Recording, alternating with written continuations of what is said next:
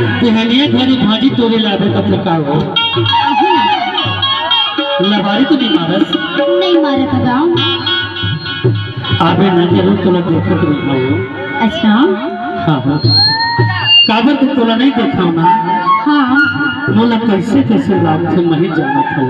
कैसे कैसे लगते बताओ का बताना। ये भाजी तोरे लाया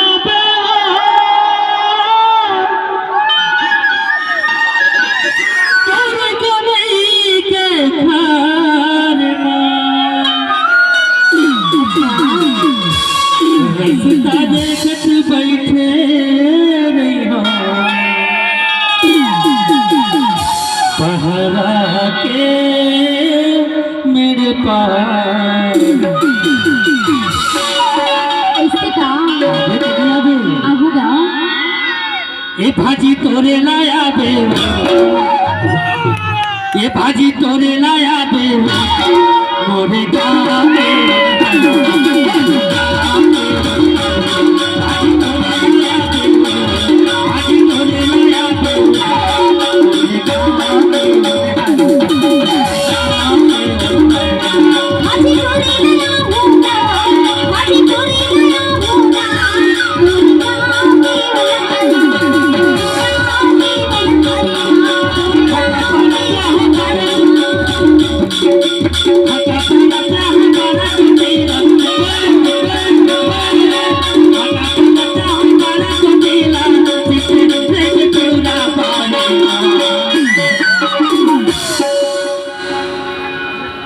ए भाजी तोरे लाया बे ए भाजी तोरे लाया बे मोरे गाँव के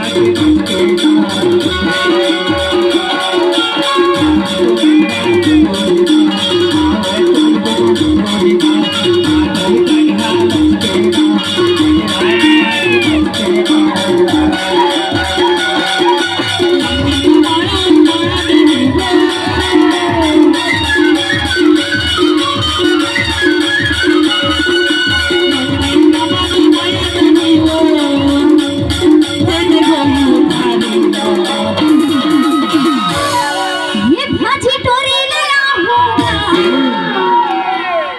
भाजी तोरे लाया तोरी गाँव में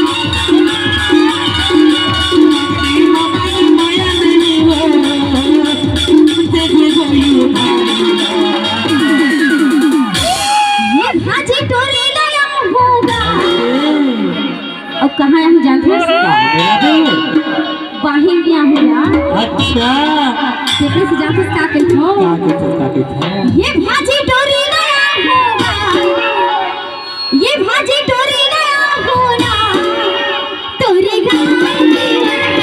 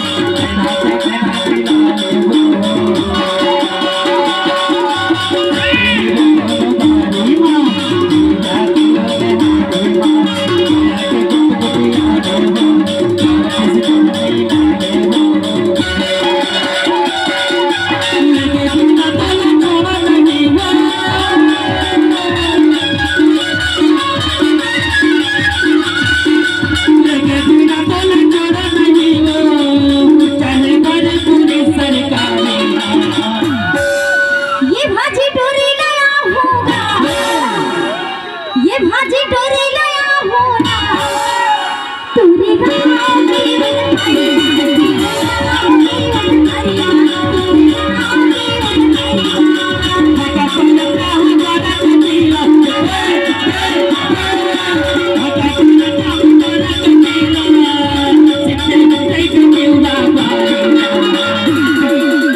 ये भाजी डोरी नया होगा ये भाजी डोरी नया होगा तोरे